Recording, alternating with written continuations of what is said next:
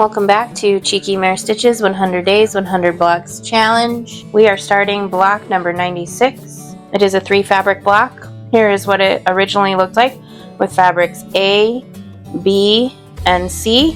We could strip piece using a small unit made up of these 2 fabrics here, but I'm going to try something a little different and use a stripe fabric and miter corners. So because of that, it's not really conducive to strip piece. Here are my fabrics. Fabric A, B, and C. Now, my pieces look a little wonky because I have already pieced this block.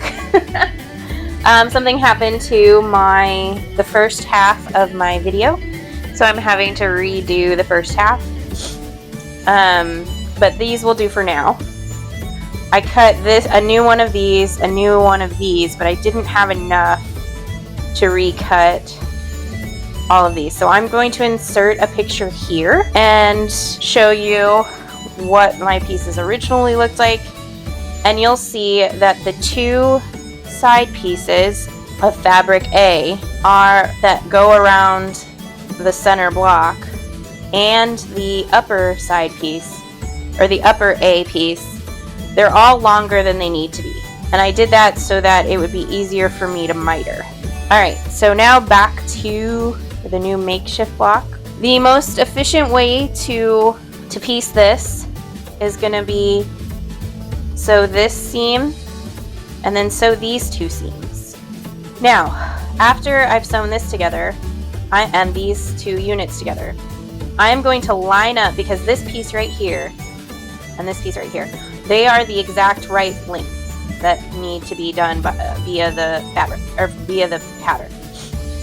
But these in my original are longer than they need to be, because I want these 2 and the one that would be up here to overlap so that I can miter the corners. So I do a 45.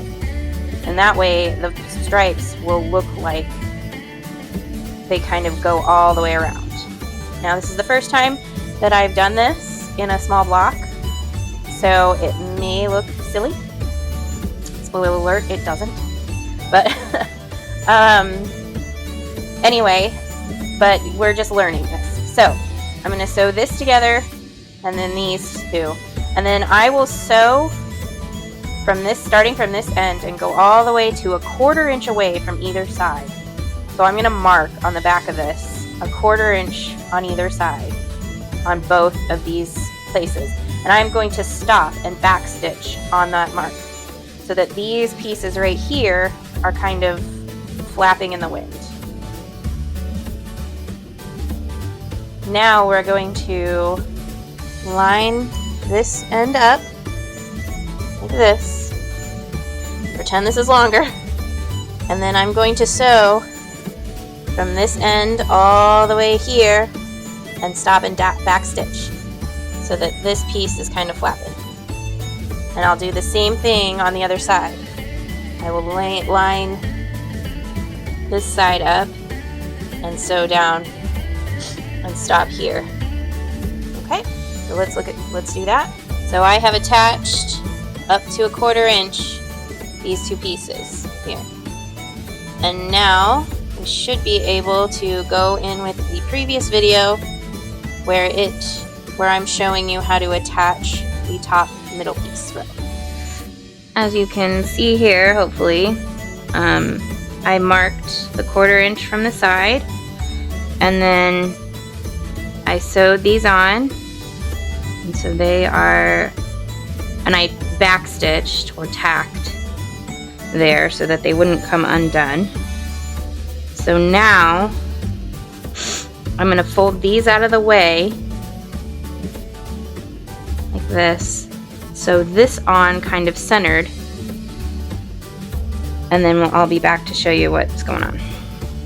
Alright, so now I've got this funky block, and what I'm going to do is I'm going to fold this on the diagonal, bring this one out like that, line the 2 fabrics up, see how these stripes go all the way across, and then from where I stopped stitching at a 45-degree angle, and you can even mark the 45-degree angle, I'm going to sew along there to see if I can get a miter.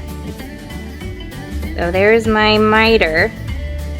It's pretty close enough for me. So now I'm going to cut 1/4 inch away from the line here and do the same on the other corners. So now I'm going to line up this edge, sew down 1/4 in until I get 1/4 inch away.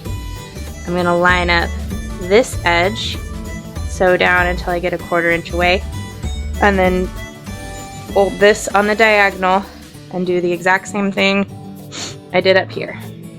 There is block number 96 done with the extra work of beveled edges. There's a little bit of fullness right here, but it'll quilt out. Join me tomorrow for block number 97.